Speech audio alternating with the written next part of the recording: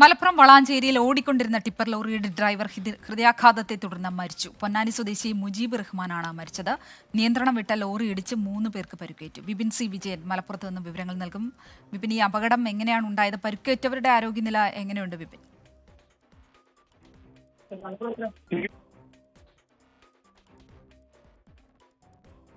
മലപ്പുറം വളാഞ്ചേരിയിലാണ് ഓടിക്കൊണ്ടിരുന്ന ടിപ്പർ ലോറിയുടെ ഡ്രൈവർ ഹൃദയാഘാതത്തെ തുടർന്ന് മരിച്ചത്. പൊന്നാനി സ്വദേശിയാണ് മരിച്ചത്. നിയന്ത്രണം വിട്ട ലോറി ഇടിച്ച് 3 പേർക്ക് പരിക്കേറ്റിട്ടുണ്ട്.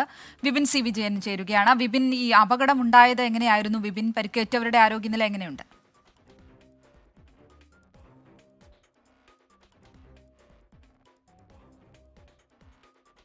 വിപിൻ, കേൾക്കാമോ?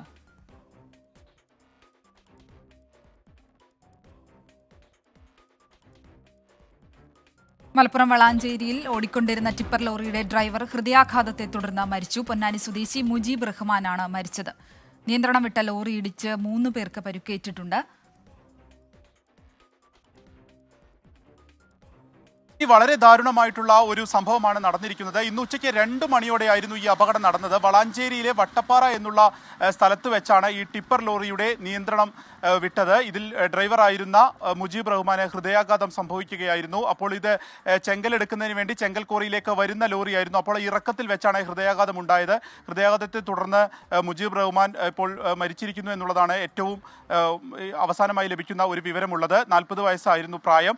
അപ്പോൾ ഈ നിയന്ത്രണം വിട്ട ലോറി പിന്നീട് വന്ന ഈ ചെങ്കൽക്കോറിയിൽ ജോലി ചെയ്യുകയായിരുന്ന 3 തൊഴിലാളികൾക്ക് മേലെയാണ് ഇടിച്ചിട്ടുള്ളത്. ഇവർ ഇതര സംസ്ഥാന തൊഴിലാളികളെന്നാണ് അറിയുന്നത്.